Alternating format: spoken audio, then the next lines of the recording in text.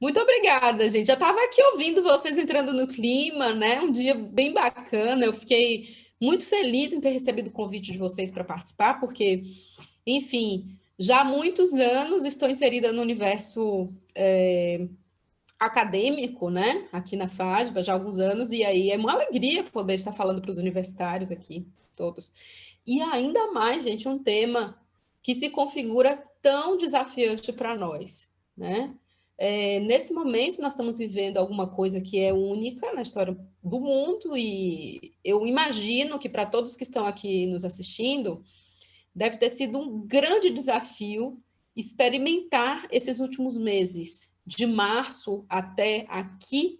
A gente tem vivido, eu falo a gente assim, a humanidade de forma geral tem vivido uma experiência única. E aí ela é única de forma global, mas também de forma particular, porque cada um de nós teve que experimentar coisas, né, digamos assim, bastante desafiantes. Então, alegria. Hoje nós vamos falar um pouco. É uma alegria falar com vocês sobre isso, né? Principalmente porque normalmente a gente não fala muito, assim, no nosso dia a dia sobre saúde mental, né? Em geral, a gente não fala muito, fala mais sobre as consequências dela. Hoje a gente vai refletir um pouco sobre a pandemia e as reflexões que a gente pode fazer a partir dela, né? Na saúde mental, e é uma pergunta, na verdade, como é que sobrevivemos a uma grande mudança, né? Num momento em que a gente esperava que as coisas iam continuar como estavam, e a vida dá uma grande virada. Ela dá uma grande virada no nível macro, como é o que está acontecendo agora, mas isso é ao longo de toda a nossa existência. Então, se há alguma possibilidade da gente aprender com a pandemia, essa possibilidade vem de entender o que acontece com a gente, com essas grandes viradas, com essas grandes guinadas, né? Eu acredito que vocês estão vendo aí o slide. Depois os meninos me confirmam aqui se está aparecendo para todo mundo, tá? O slide está ok aí para vocês. Mas vejam, eu fiz uma pesquisa lá no YouTube sobre campanhas de prevenção sobre o Covid, lá no início do ano, assim, lá março, no máximo abril. E aí encontrei um monte de respostas, olha, várias informações, várias campanhas do Ministério da Saúde, informando sobre os sintomas, informando sobre o que fazer, como prevenir, usar máscara, lavar as mãos e tudo que vocês já sabem, né? E aí segui essa busca por uma segunda busca, que foi essa, ó, campanhas do Ministério da Saúde sobre saúde mental na pandemia. Adivinhem? Eu não achei nada. Não tinha nada.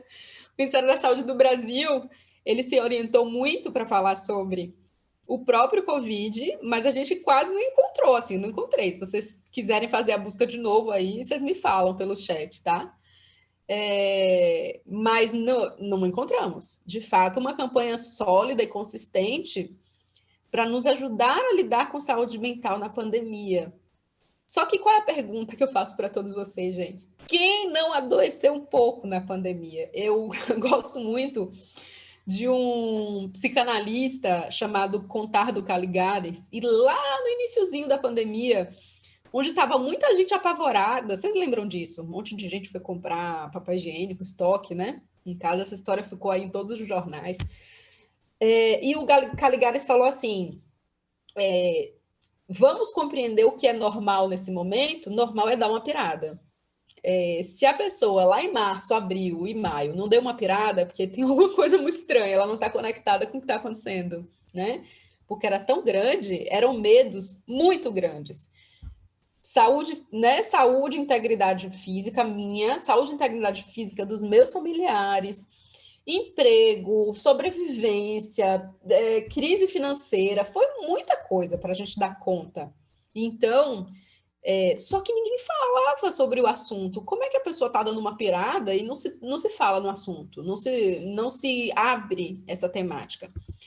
Aí, gente, vai uma coisa que é meio antiga, tá certo? Se a gente quisesse, a gente podia falar disso aí em 2019, 2018, porque é assim mesmo. se eu procurasse por campanhas ligadas à saúde mental antes da pandemia, eu também não ia achar. Campanhas públicas de conscientização, para as pessoas entenderem o que é, quais são as questões sobre saúde mental que precisam ser levadas a sério. Não tem. Então, assim, cá para nós, não tem muita novidade, tá certo? Continua tudo do jeito que sempre foi. A gente tendo que tratar uma doença que é invisível, certo?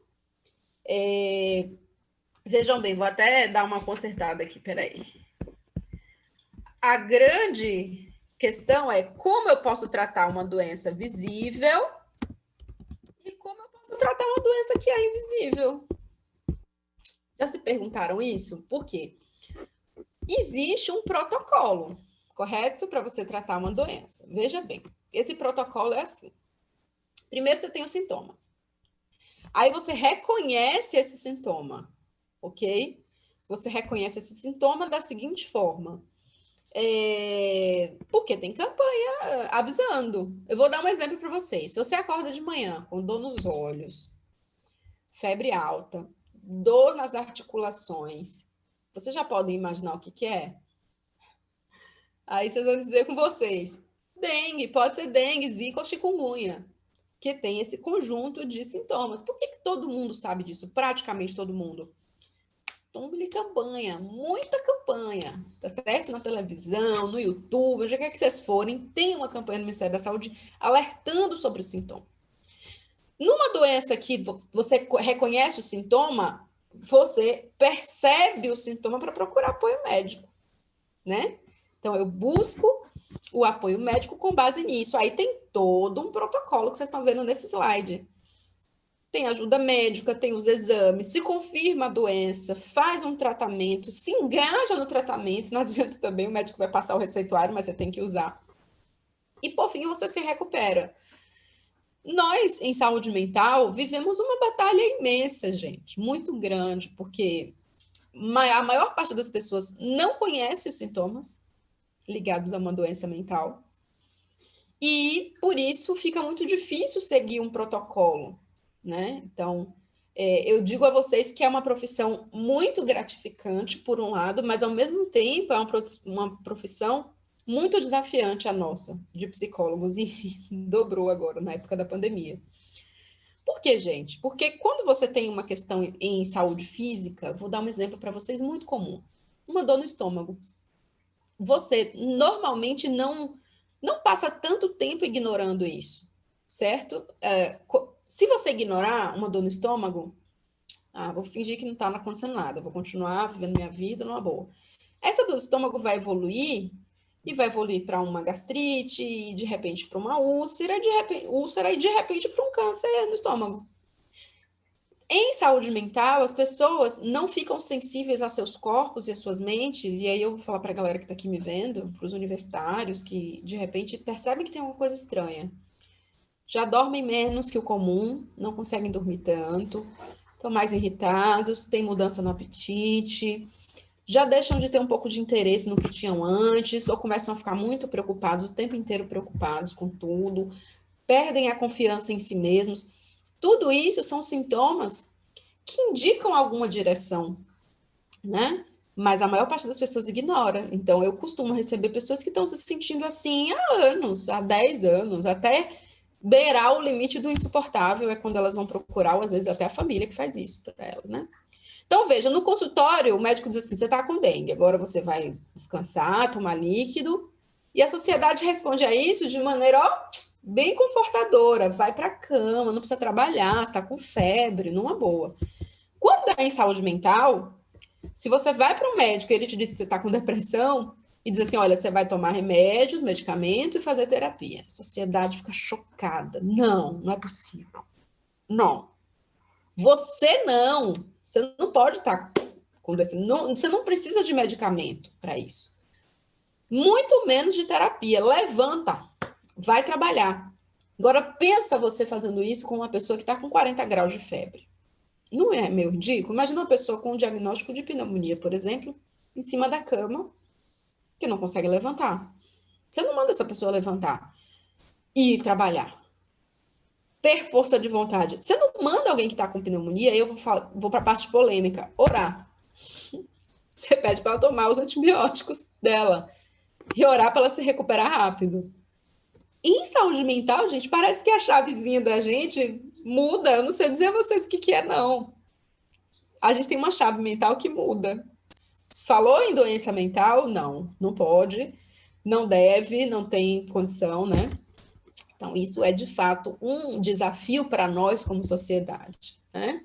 Então, o maior inimigo que a gente tem para a saúde mental, para o tratamento de doenças em saúde mental, é a falta de informação, tá certo?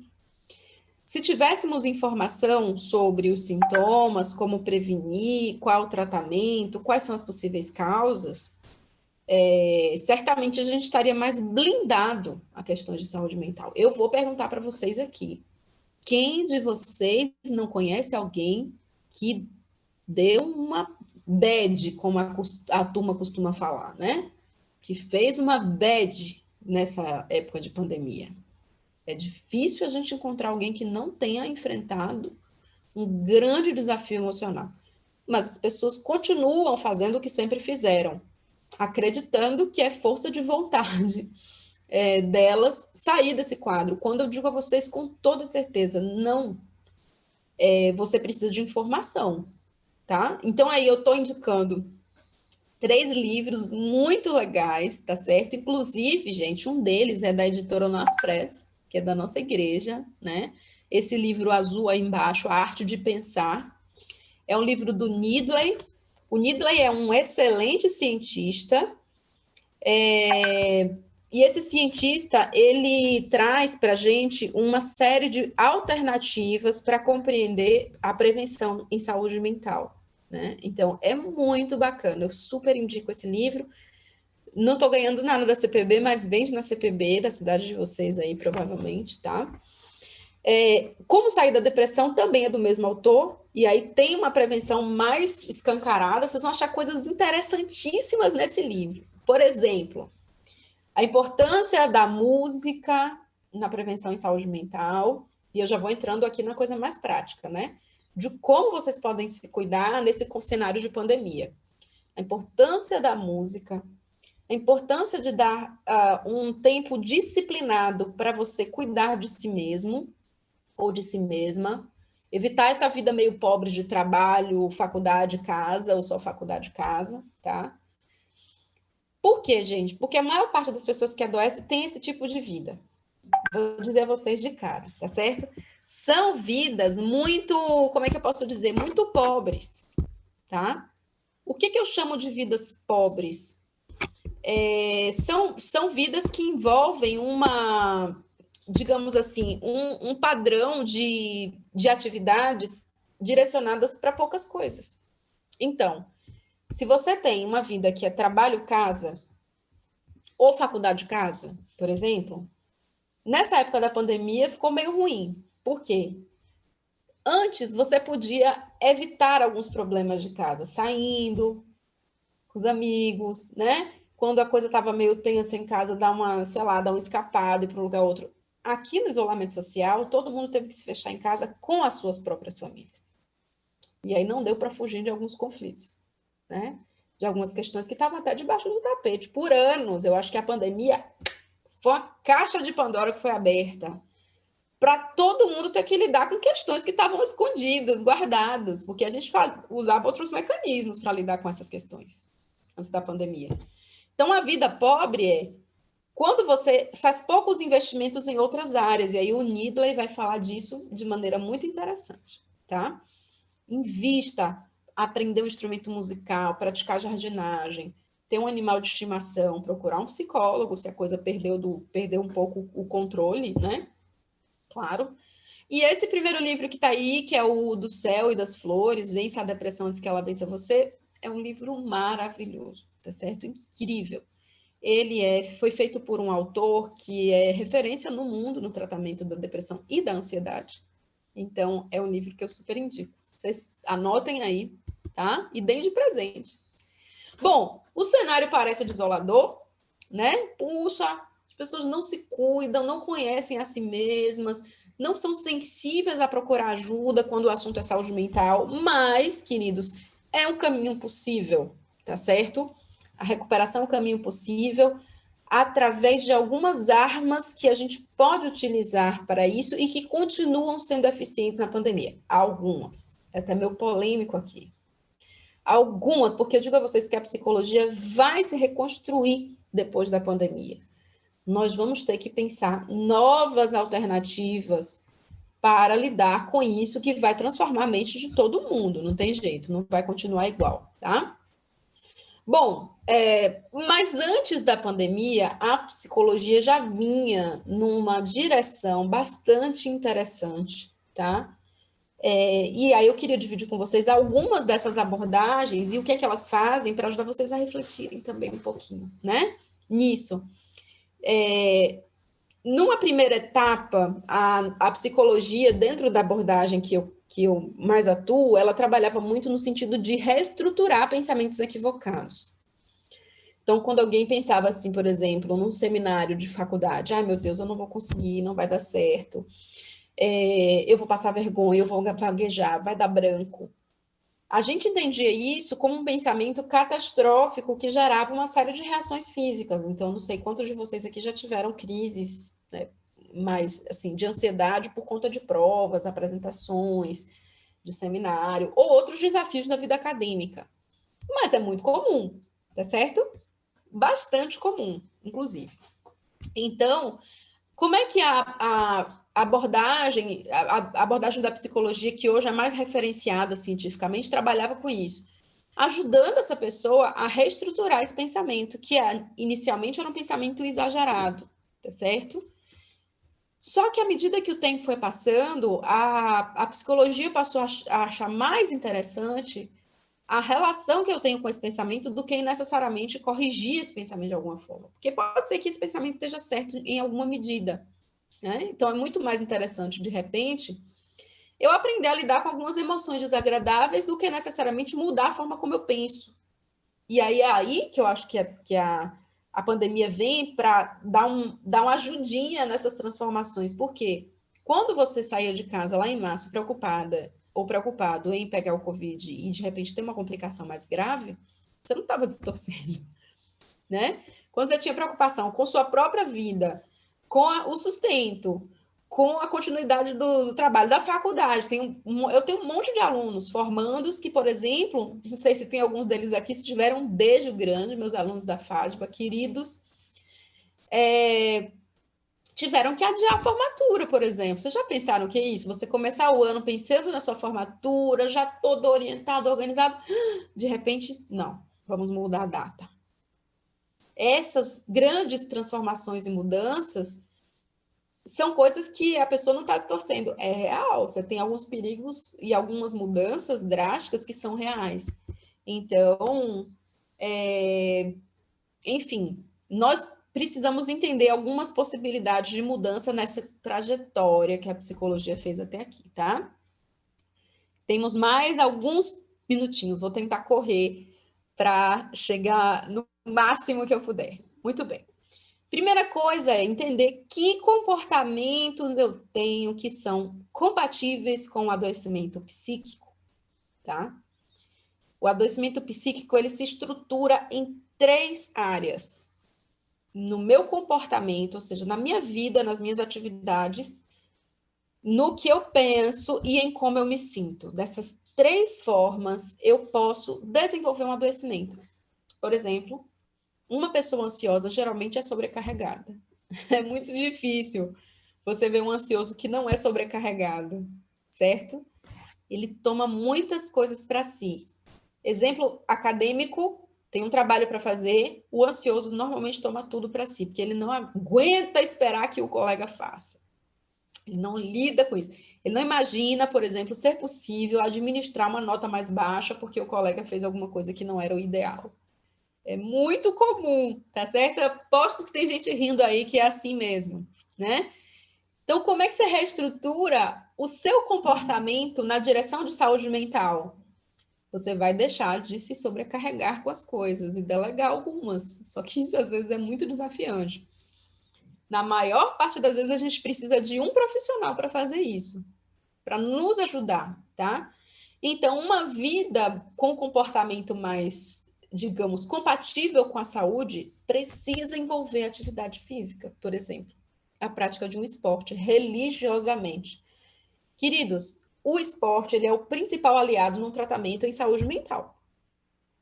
Principal aliado. Se você estiver, por exemplo, tomando uma medicação, é o esporte que ajuda a você entrar na medicação de forma mais gradativa e mais suave e sair dele também. Tem muita gente com medo de dependência, por exemplo. Tem muita gente que não toma medicação para depressão, porque diz que vai se viciar. Mas isso não é verdade, tá certo, gente? Primeiro, o mito que a gente precisa desmistificar mesmo. Por quê? As pessoas só se viciam em medicação se elas não procurarem a ajuda de um profissional para conduzir elas nesse processo. Aí vocês vão ver muita gente que fez dependência porque foi comprar sozinho, que a vizinha usava e tomou o mesmo remédio, que a tia ou o primo usava e aí foi. Não, com orientação médica é impossível fazer um quadro de dependência. Mas o esporte é ótimo para ajudar nisso, tá certo? Então, veja, o esporte... Isso tudo aqui do lado são estudos, viu? Estudos científicos sérios que indicam a eficácia da prática de esportes na prevenção em saúde mental. Olha esse tanto de cientistas, alguns deles extremamente renomados, tá? Bom, apoio social, ok? Vida social ativa não significa que você tem uma sensação de pertencimento social, ok? Mas se sentir pertencente é condição para que você consiga atravessar esse movimento de forma mais, digamos assim, equilibrada. Então, o que é apoio social? É você identificar pessoas que te fazem bem, certo?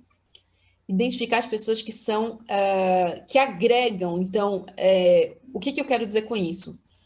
Quando você se junta com alguém para falar mal de outra pessoa, por exemplo, você não está produzindo hormônios positivos, você não está produzindo coisas que sejam importantes para seu crescimento e sua saúde mental. Infelizmente, alguns de nós têm amigos que só fazem isso, que só se reúnem para falar mal de alguém, enfim, ou para reclamar da vida. Não estou dizendo que a gente não pode reclamar com os amigos. Tem amigo para tudo. Variem o cardápio, tá certo? De amizades. Você tem amigo que é só para fazer festa, você tem amigo que é só para assistir um filme com pipoca. Quando eu falo festa, é isso, outras coisas que vocês acham interessante. Você tem um amigo que é só para se aconselhar, você tem amigo que é para os momentos difíceis. Não esperem que uma pessoa supra tudo isso. Por isso que a gente tem que ter muitos amigos, muitos, porque nós precisamos saber a quem recorrer nas horas certas.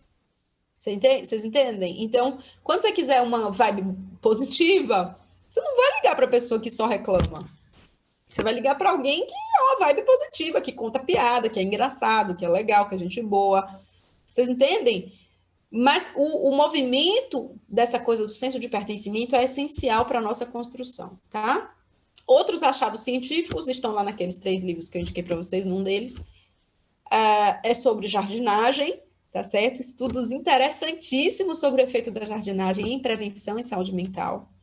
Animais domésticos, música e arte, tá certo? Aprender um instrumento musical, desenvolver o gosto pela fotografia, pela pintura e por aí vai, tá? São coisas muito, muito importantes, muito essenciais.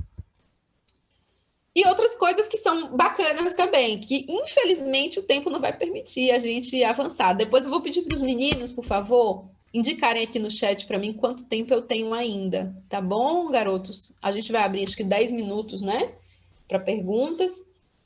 Então, se o Cláudio ou alguns meninos puder postar aqui no chat para mim, quanto tempo a gente ainda tem? Ah, eles são rápidos, viu? Eita, já foi. Acabou. Muito bem. Tem técnicas que a gente não vai conseguir falar aqui a tempo, mas eu queria trazer para vocês aqui, ó, algumas coisas em relação ao que a gente chama de da nova direção, tá certo?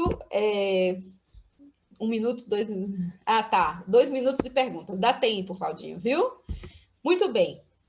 Nós caminhamos na direção de uma relação melhor com o que a gente sente, com os sentimentos negativos. E para isso é importante a gente definir valores para a nossa vida.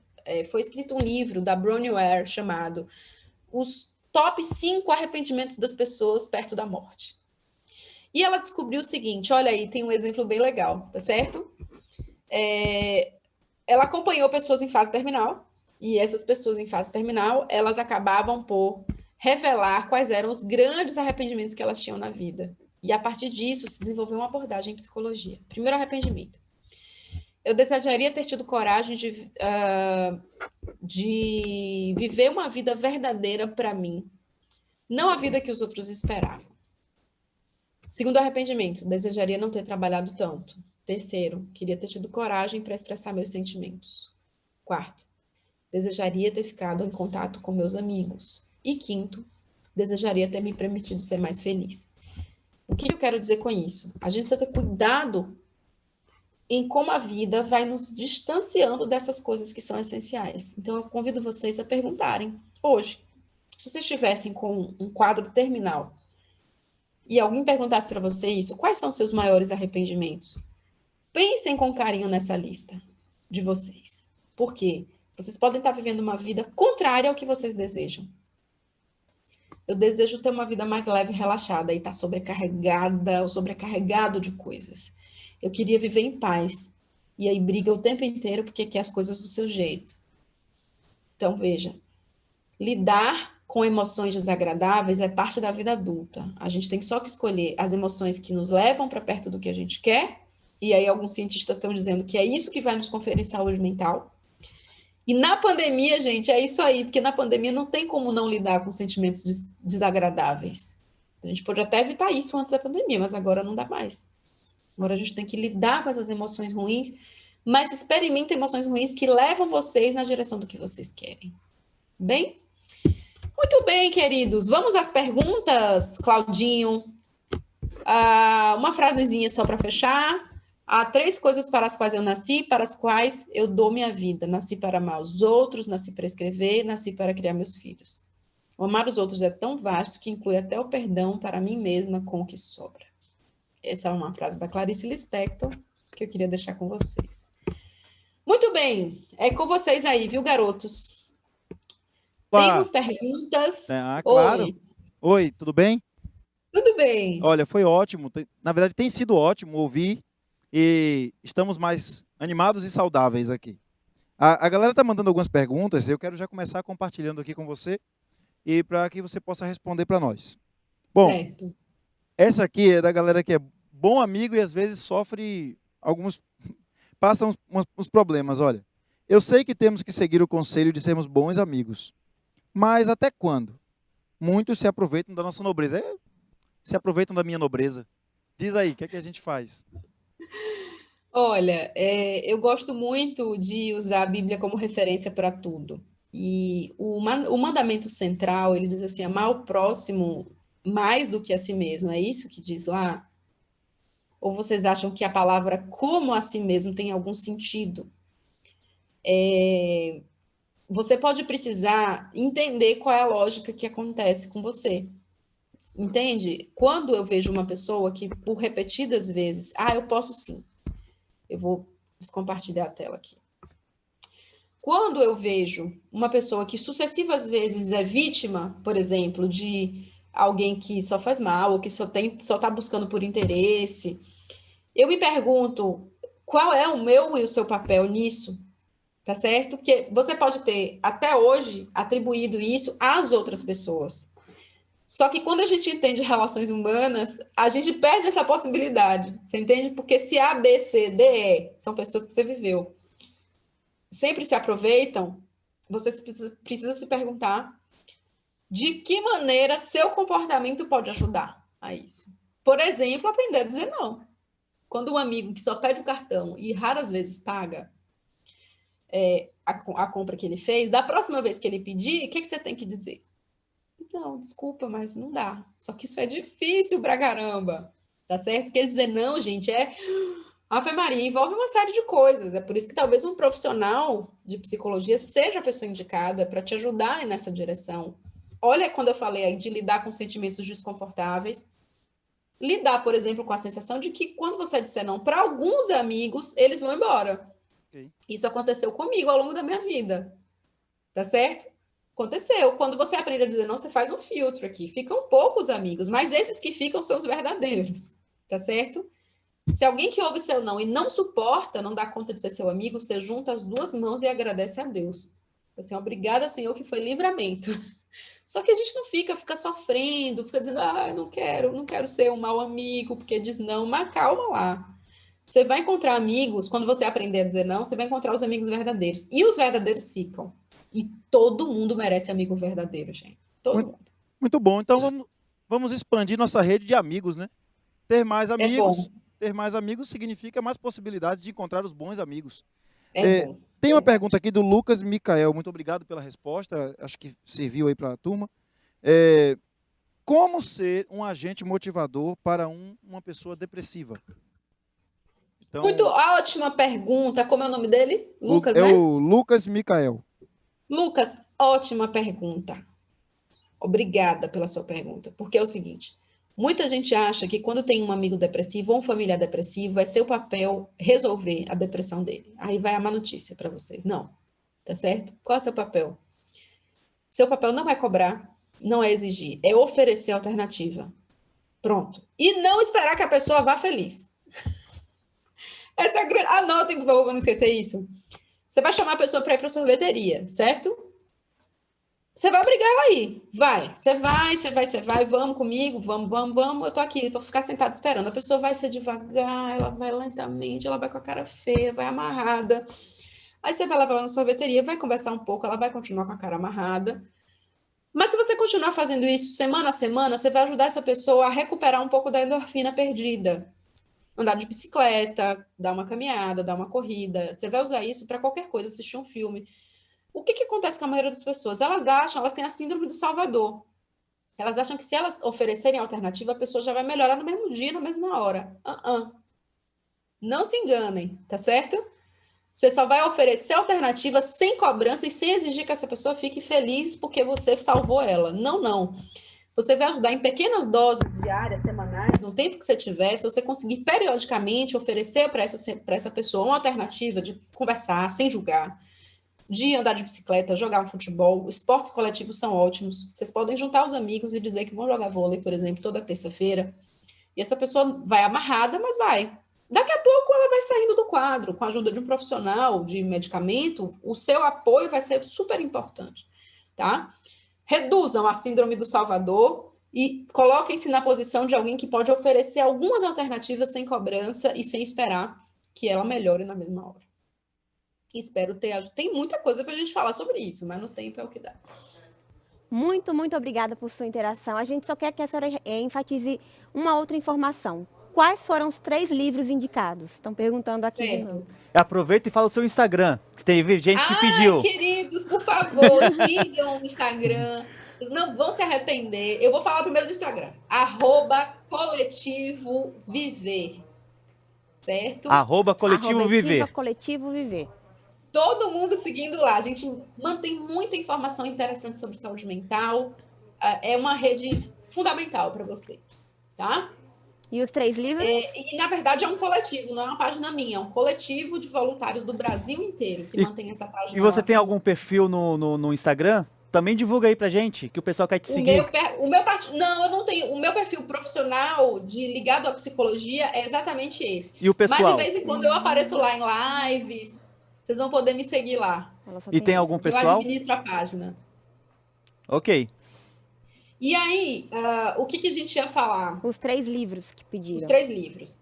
A Arte de Pensar, do Neil Needley, certo? Okay. Vença a Depressão Antes que Ela Vença Você, do Robert Leahy. E Como Sair da Depressão, do próprio Neil Needley, tá? Tem outros livros sobre ansiedade do Robert Leahy, que são fenomenais. Livre de Ansiedade, Como Lidar com as Preocupações. São livros maravilhosos que eu também indico para quem é mais ansioso. Ok, doutora Paula, muito obrigada por sua participação, sua colaboração.